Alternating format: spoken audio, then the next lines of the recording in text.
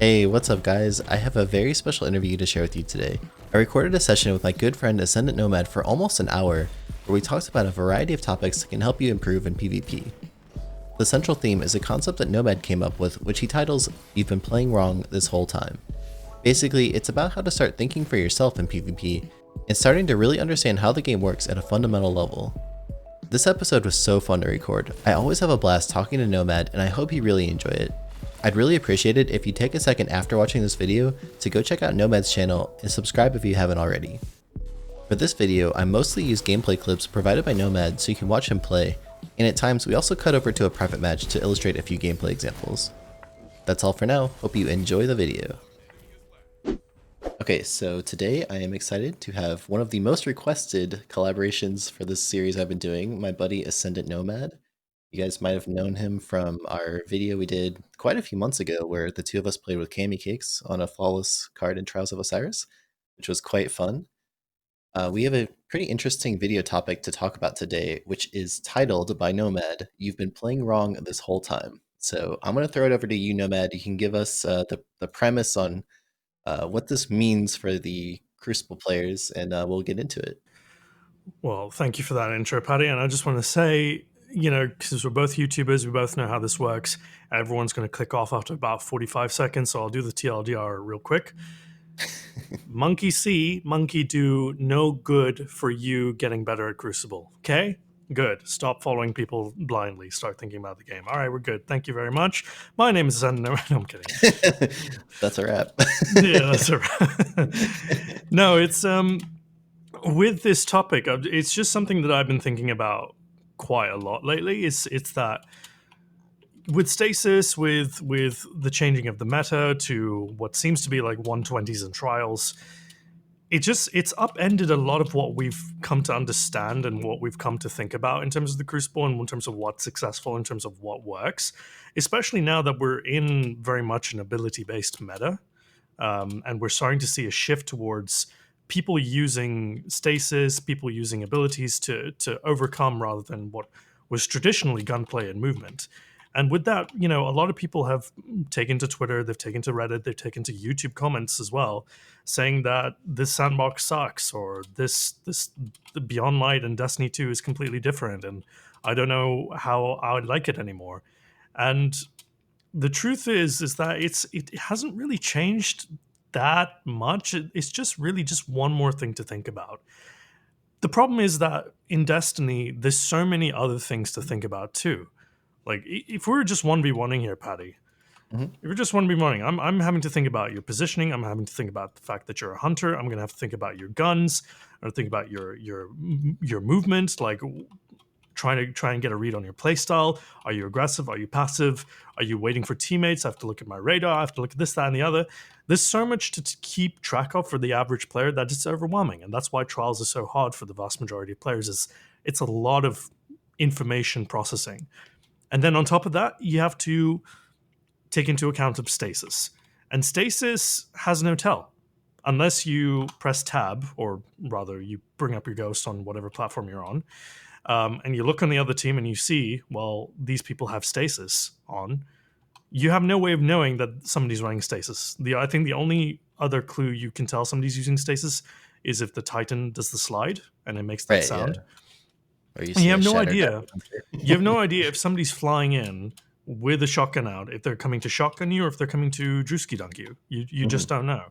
And it's the fact that you don't have this tell that throws a lot of people off guard. You have no idea if what someone's about to do, because before, when somebody would charge you with something blindly like this, you just say, okay, they either have a super or a shotgun. But now it could be a shuriken and they're trying to finish you off, or it could be a Drewski dunk with a glacier. You have no idea. You have absolutely no idea. And I think people are struggling a big time to adapt to that. And so instead of looking inward, instead of asking themselves, why am I having issue with this? What is this? What is it about this that's causing me a lot of strife? They're instead, just saying, the Destiny wasn't the way that it was, and therefore it's bad. How I play is correct, and I want to keep playing the way that I play, but I don't want to play in this meta, and I want to play this game, so I quit. So that's basically why I came up with that title. It's just like it's a mentality more than a know-how. It's not necessarily, don't use Fellwinters, use Seven Seraph. No, it's got nothing to do with that. It's literally just listen. It's stasis. It's annoying, sure, but it's here to stay, and there's no indication that we're going to see any reversion. Let's say Whisper Fissures gets tuned, it gets nerfed, which it should be in my opinion.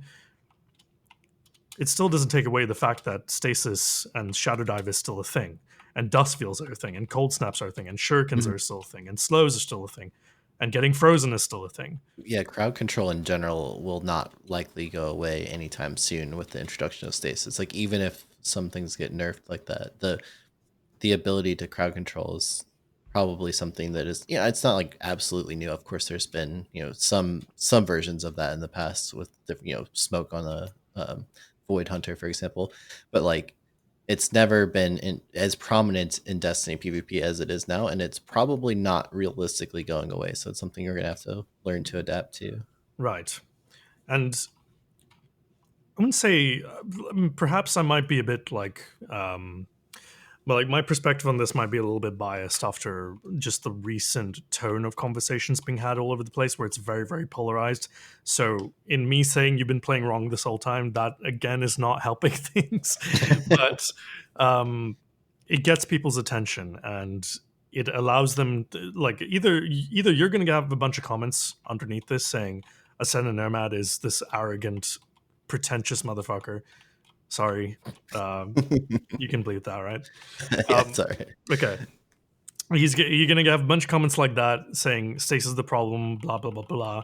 Or you're going to have a bunch of people, you know, they'll click on this video because of the title and they'll think about the statement and then they'll listen to what we have to say and then they'll have their own comments based on that. And that's really all you can hope to do is in a very noisy environment, you do have to shout the loudest in order to make your points across, even though you might have to brand it a bit differently to get people through the door, Yeah, which is totally. my perspective on that.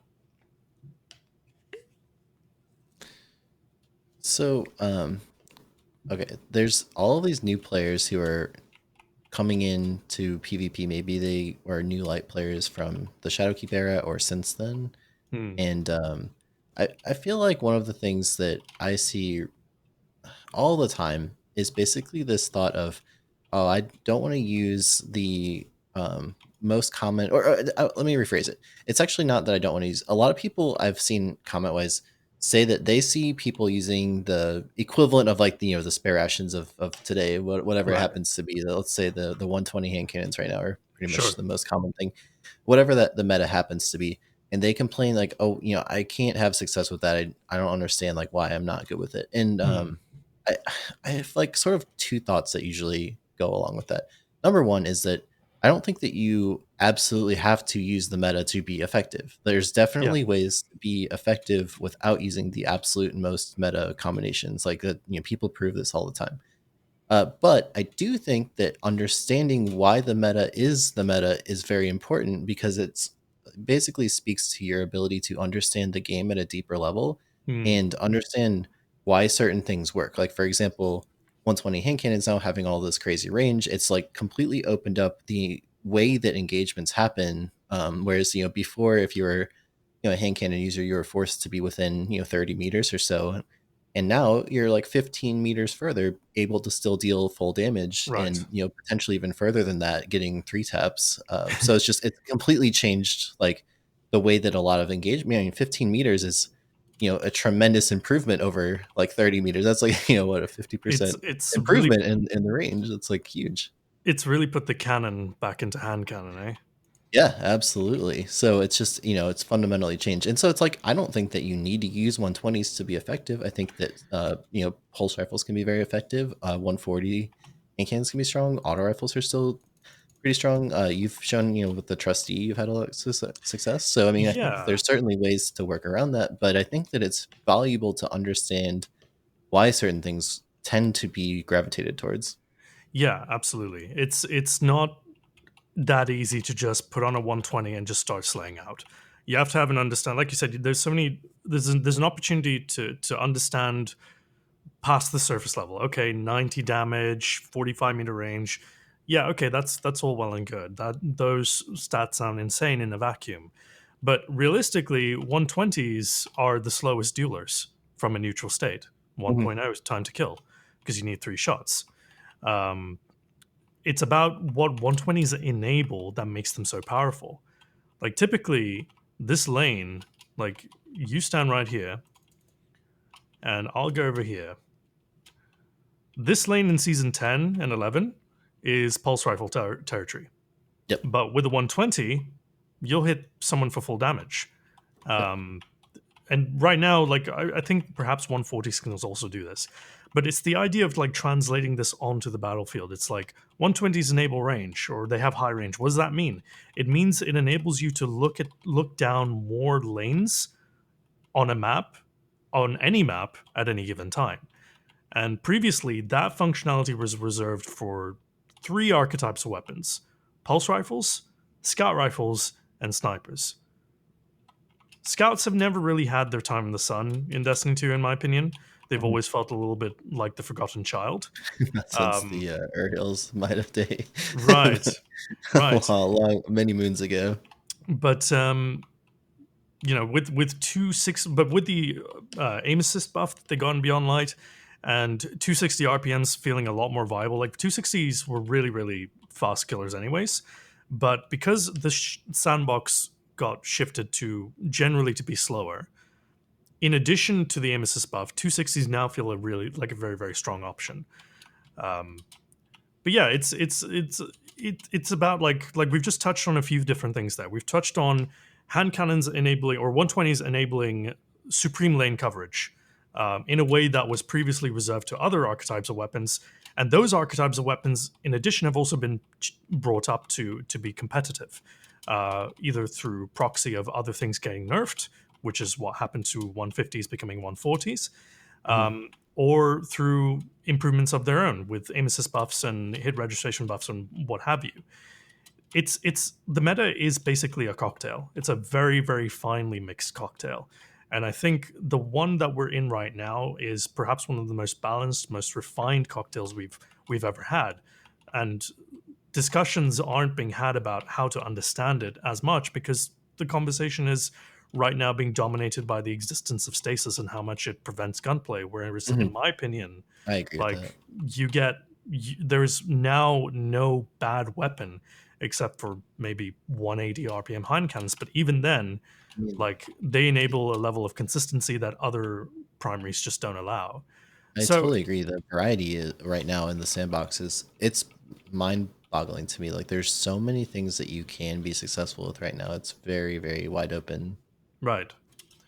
So, like, when it comes to back to your initial question about like what can new light players or new players to PvP or people who want to just get better at PvP use to improve, it's now like before I used to tell my students when I was like Sherpang them and coaching them is I would just say use whatever you're comfortable with. It's like I'd have people who'd been playing this game for 2 weeks who were really, really happy with the I think it's the Ross Lysis like 450 RPM blue auto rifle. And I say, yeah, just use that. It's squidgy. It's kind of forgiving. It works. Use that, and they would have a lot of success. The minute you stop trying to play weapons that you think you could do well with versus Mhm. ones that you know you could do well with, you become more of an effective player overall. And if you fight your weapons in the Crucible, like if you're not effective with your weapons, you're fighting being effective with your weapons. So you're fighting 2 battles. You're fighting a battle with yourself in trying to land shots and trying to judge the cadence of the recoil pattern, or just to make sure that you're always in the right position or the right range for your gun. If you're fighting all of that and you have to think about all of that and you're not comfortable with that, then that's another layer of difficulty that you're adding to already a very dynamic and difficult environment, which is the Crucible. So always, like I will always say to anybody who's new to the Crucible, find guns that you like. And now in this balanced sandbox, that's never been more true because even probably the most forgiving archetype of weapon right now is the 390 RPM pulse rifle, Mhm. and they are fairly competitive, 0.93 time to kill, whereas the 600 RPM auto rifles are 0.8 time to kill. Then you have 140 RPM hand cannons. They're a 0.087 time to kill. 0.87 versus 0.93. Nobody can tell the difference between. It's really just now use what if you feel comfortable with, because once you're comfortable with certain weapons and you start putting damage in, the best way to get better at the Crucible is find different ways to put damage in. And if you're fighting your weapons, you're not putting damage in. Simple as that. Yeah, I think that one thing. So I've something I've been thinking about quite a bit lately, because we've kind of seen this shift from the 150 hand cannon meta to quite a few different things being pretty viable and used right now.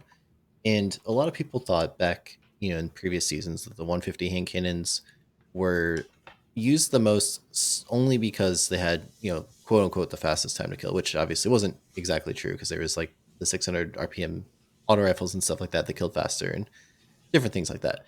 But the theory that I've been kind of like stumbling upon as I've thought more about this is that I think that what makes something feel good is the combination of how easy is it to achieve like the optimal time to kill, as well as like, and that comes into a couple different parts. So that's like how many shots do you actually have to hit as headshots versus body shots? How much range do you Mm. have to to do that in, and then also like what is the actual stats of like the aim assist and stability and range and all that kind of stuff that makes it easy or hard to achieve that.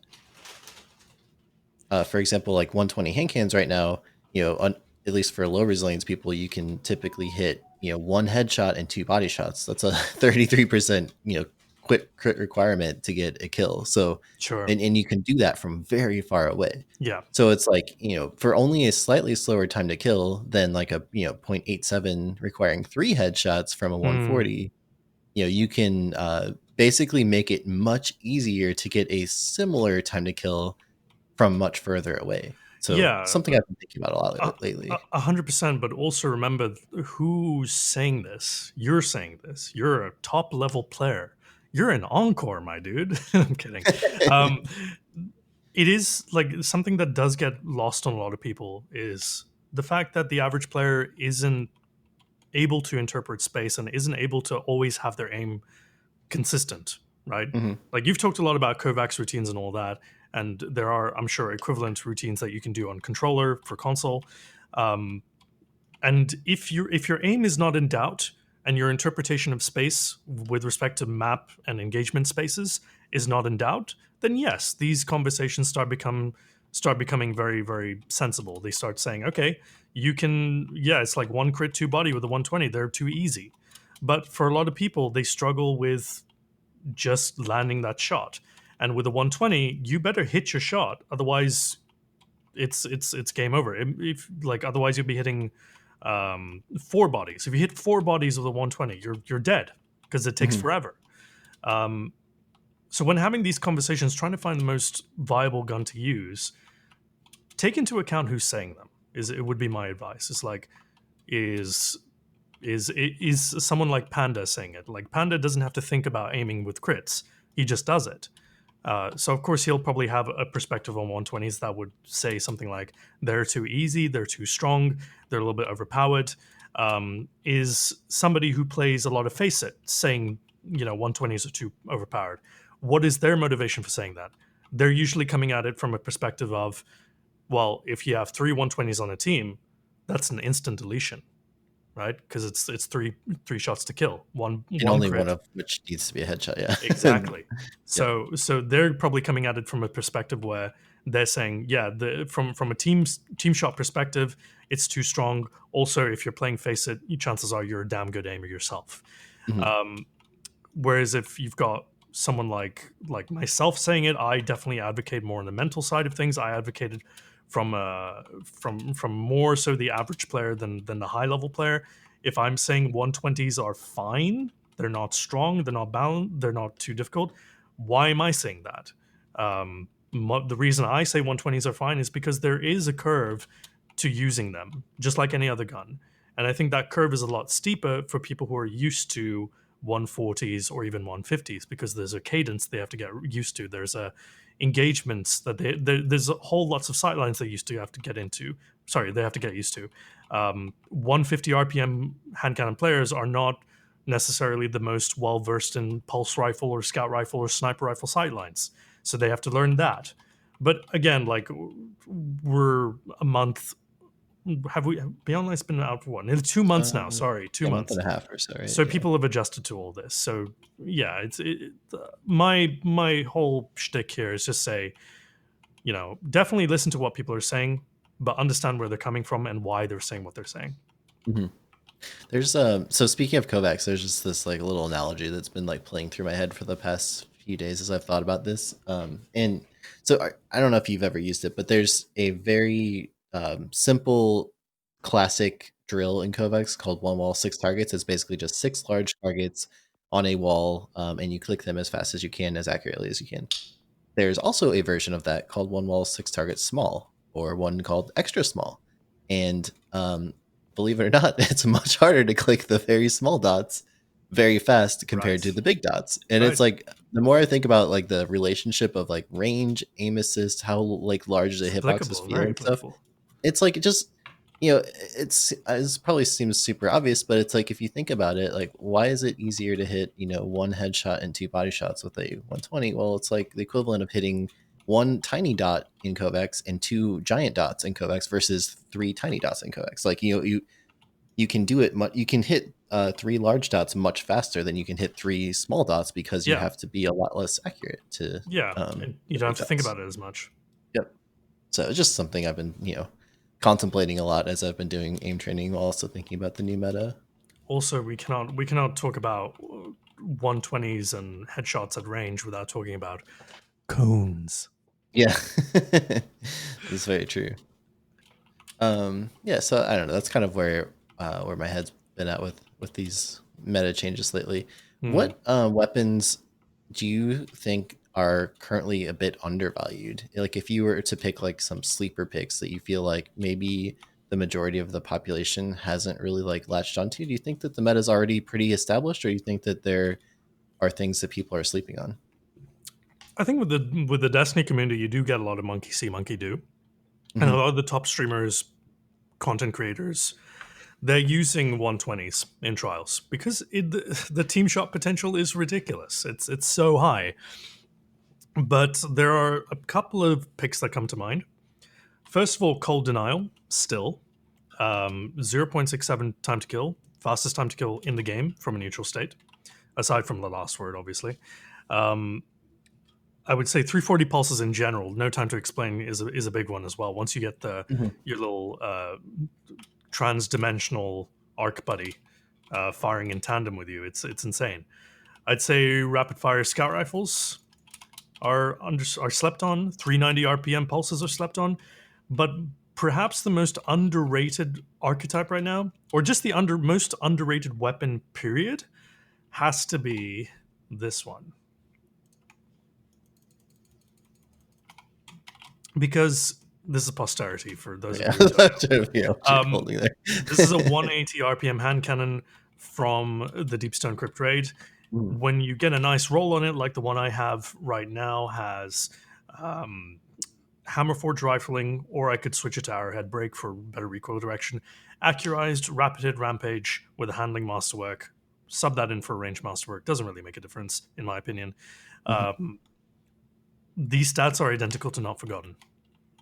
The trick is, though, it doesn't hit like Not Forgotten because it doesn't have Mag Howl, but it Right. has all the neutral characteristics that made Not Forgotten great, which was the perfect in-air accuracy, the deceptively high amount of range.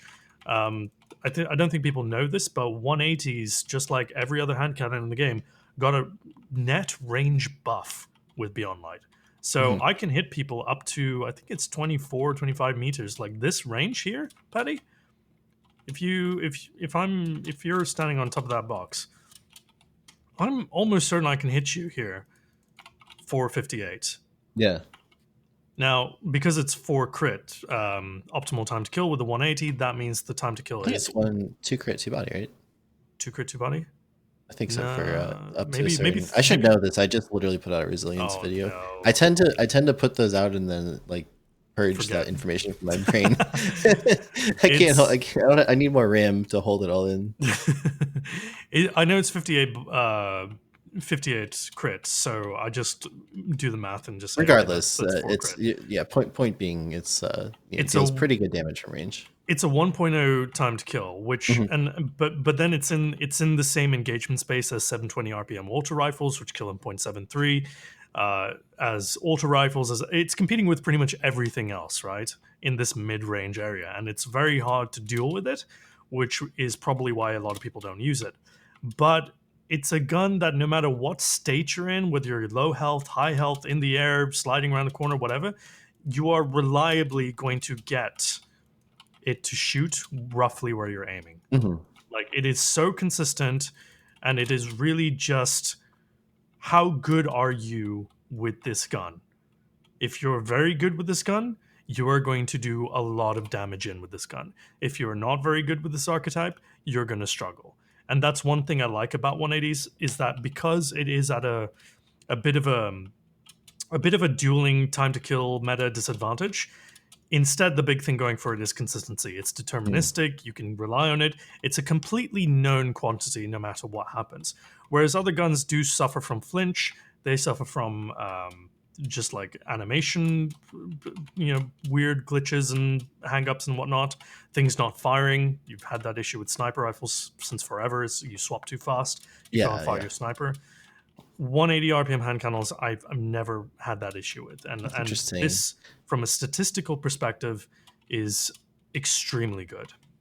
Yeah, I'll have to spend more time with them. Honestly, I haven't used 180s that much ever since Not Forgotten and Luna got changed over because I really loved Not Forgotten. That was my favorite Mm, gun for a long time.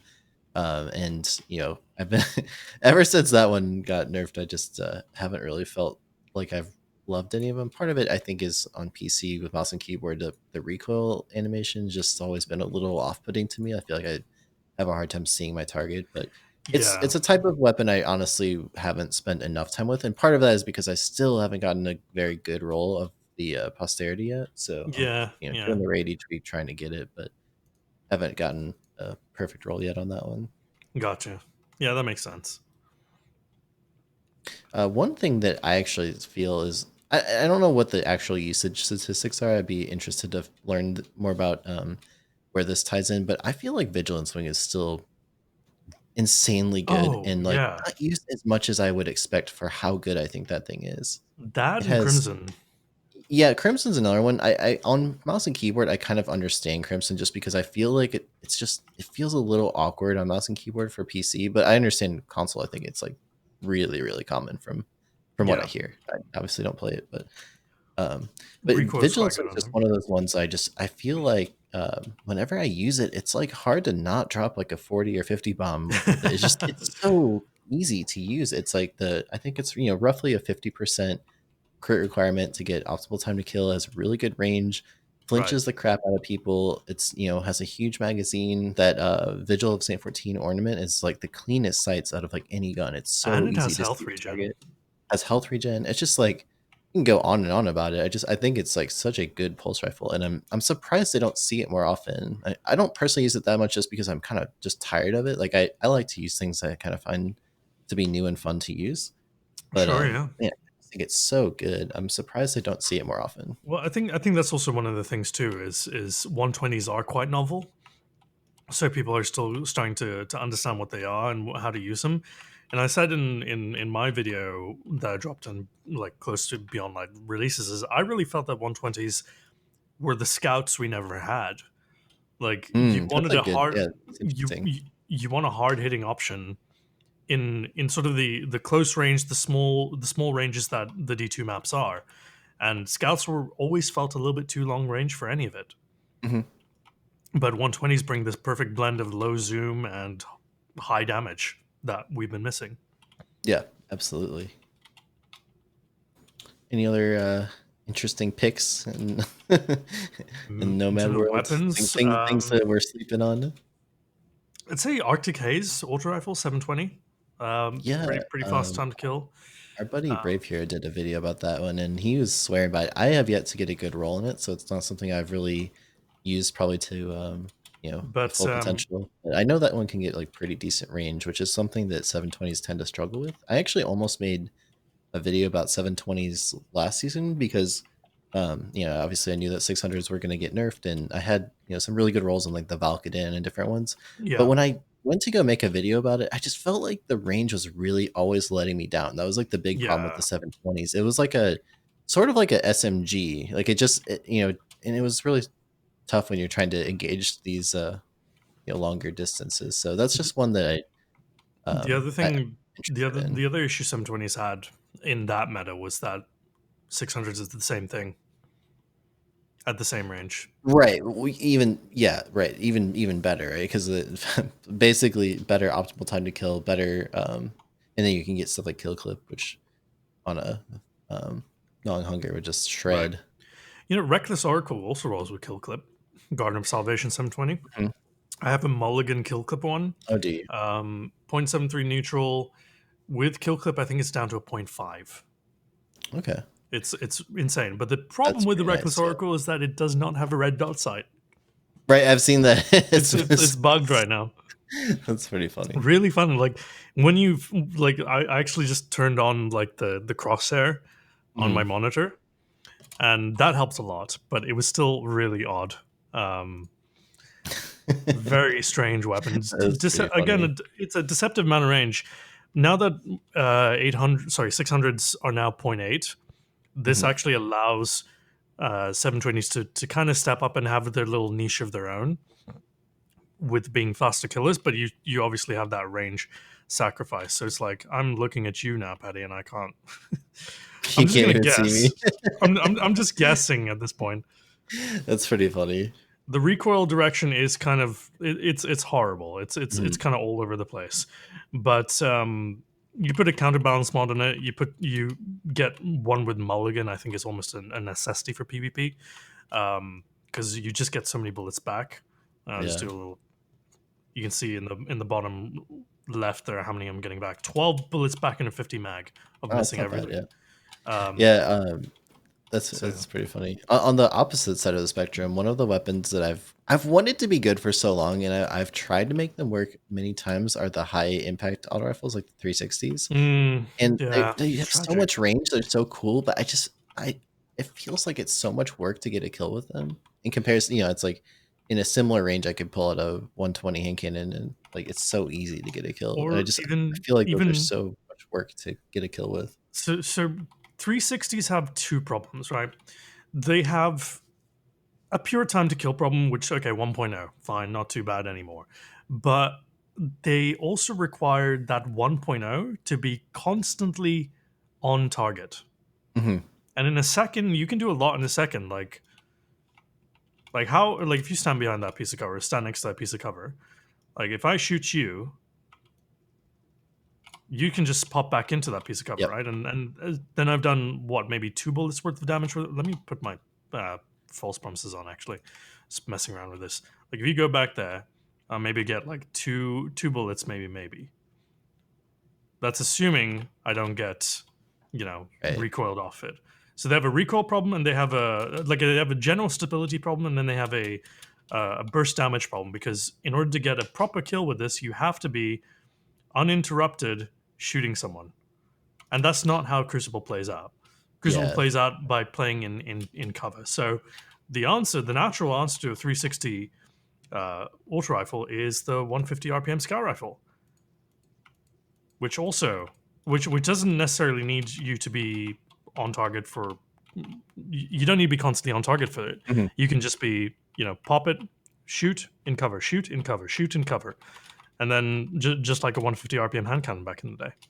Yeah, absolutely. I think that's actually something that a lot of newer players haven't really thought about a whole lot, is the different intrinsic benefits to like the types of weapons. So for example, Yes. as much as they ever nerf hand cannons, they will always be popular among high level players because of Mm, the ability to peak shot. It just the way that they the synergize burst with the damage. movement of Destiny, they deal a significant they deal all of their damage in these enormous chunks. So you can do things like you can sit behind cover and peak shot and Mm, do all of your damage.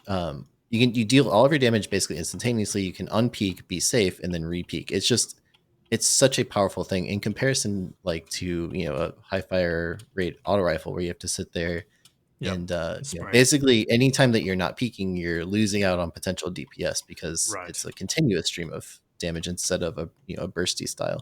And And pulse rifles have that a little bit. You can burst with them, but they're not quite as efficient because you do have to be out there for the full duration of the burst, so you can't yeah. be as efficient with it. And also, I think there's actually a skill gap that people don't talk about much with pulse rifles, which is that okay, so a hand cannon is like a pure clicking mechanic where basically, as long as your crosshair is on the target exactly when you fire, you're dealing full damage.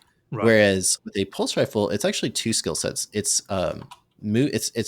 like the clicking of like getting tracking the target and then clicking at the right time, but it's also tracing the target while it's moving Right. in coordination with the cadence of the burst, which is actually like a pretty complicated skill set. If you talk about something like kovacs, that's like combining basically like a target switching plus Yeah. tracking drill at the same time, which is mechanically actually kind of difficult to do versus like a hand cannon is purely like a moving target clicking scenario. Yeah, I would say though that pulse rifles, cones, aim assists, whatever you want to call it, it is quite generous. So it's not too difficult to get that burst off once you Mhm. understand, how your gun fires, the recoil pattern, or just generally, making sure your red dot is on the target. Which then leads to another aspect of the skill gap that I don't think people talk about as much. It's timing. Mhm. If you're guaranteed, like for me, it's 33 per head with a 340 RPM pulse rifle. So I tap you once, that's 99 damage. And I know at any point in this engagement between you and me, I can hit you for 99. So do I do it quickly? Well, maybe.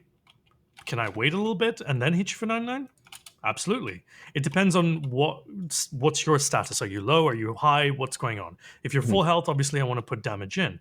But if you're low and you're floating around like a madman or running around like a madman and you don't know what you need to be doing and it's very clear that you're confused by whatever passage of play, then I can just take my time, line the shot up, and make sure I definitely get the 99. Or choose not to take that engagement. Maybe come around here because I've seen you're up against the wall, and just put even more pressure on you here. It's totally up to the person. Like having high reliable damage output allows you to do more things with that damage output. Whereas with a 720 auto, I by necessity I have to be in your face. I have to be aggressive. I have to come close to you. I have to, put shots on you in order for me to get anything out of it. Yep. Because if I do the whole cover thing, how much damage am I doing really? Not as Mhm. much as one burst. Absolutely. It's kind of funny because you're sort of reminding me of a technique in Counter Strike that a lot of players will do, like an AK-47, for example. They'll like do that same type Yeah, of peek shot behind. But the difference is in that game, you can one bullet one will bang. headshot Yeah, kill. So it's like it's a completely different mechanic, even though it's the same like type of weapon, so to speak. It's yeah. pretty interesting, how the different time to kills impact like how different weapons have to be used in a different game. God, I can't believe CS:GO actually has an auto rifle meta. Shaking my head. They've had one for 20 years. Oh my god. Yeah, Bungie taking it's notes. Like, no, I'm kidding. yeah, yeah. That's funny. Nice. Well, I feel like that was a pretty good talk. Any last thoughts you want to chat about before we wrap things up? I just kind of want to go back. It's just on my mind. I can't get around it. It's the whole stasis thing. It's like I think people need to just chill. I think people need to chill about stasis. I think they need to realize that yes, okay, doing this and then this is not as skillful as doing this and this. Hmm. But let's be real, you kill pretty quickly anyways. And it's not like gunplay is this masterful thing that people make it out to be in this game, because there's aim assist baked in even if you use mouse and keyboard. Yeah. And I don't know why people want to be so high and mighty about it, to be perfectly honest. I think it's a different way to play the game. And I just wish that people would see that and either accept it and move on and go play something else, or commit to perhaps understanding it a bit more and learning how to play it well, so that we have more productive conversations about all of this instead of the drama that you see in pretty much every YouTube video. Yeah, I think at this point my take is just that I think there's a few simple changes which I've hammered to death at this point. Sure, yeah. That I think would basically drastically improve, like, are you familiar with the whole concept of like the 80/20 analysis and business Right. and different things that 20% of the things are causing 80% of the headache. And it's like 100%. there's not, I think clearly the dunk is enemy number one in that regard. I think that there's a couple other problems, like the Titan super is like pretty Too oppressive. long. It's very hard to kill. It's hot, yeah. That's the length plus the damage resistance combination is just makes it really hard to duel. If a good Reminds player me has it, it's really tough to fight. it reminds Uh, me a lot of season 4 Spectral Blades when that first came mhm. out. Yeah, absolutely. Maybe even more impressive just because of the movement capability of it is just so wild. Yeah. It's like really really hard to fight. Yeah. But and I think that dust field grenades personally should not have that crazy vacuum in distance from the side. I think that it Mm, should only affect like the dome within which you would trap someone. But like, I mean, I feel like if you make a couple of those adjustments, all of a sudden things change drastically. I think that overall stasis is not as big of a problem as people tend to think. I also, one thing to add to that too, I think that the overall freeze duration is a little too long for the most yeah, I part. agree with that. I would think like somewhere around 1 second of duration for anything that's not a super The would make Warlock, it so much yeah, better. the Warlock melee super duration, and even the Cold Snap duration super is Mhm. perfect. Yeah, it's fine now. It's like really not, it's not nearly as oppressive. I think that if that was just the standard, that it was around that for every different thing that wasn't, any way that you could freeze people that wasn't in a super, that's fine. To me, that like is much much easier to swallow. Yeah, I But agree we'll with that. see. We'll see what they have to do. I'm not. I feel like it's unfortunate with the timing of everything being the holiday break and everything. It's like obviously Yeah, changes it. I'm just really curious why people are having this conversation now when they could have had it way before this, you know?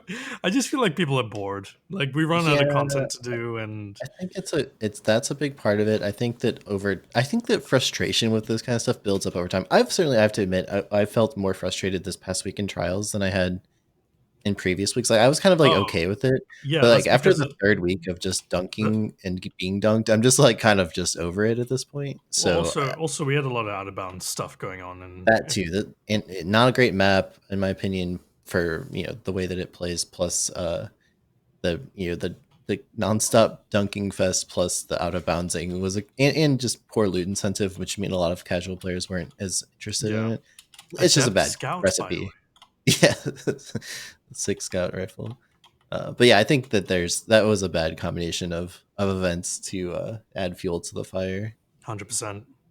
Even like very talented players I was watching on Twitch last night were getting quite frustrated with the situation. So I think that I don't know.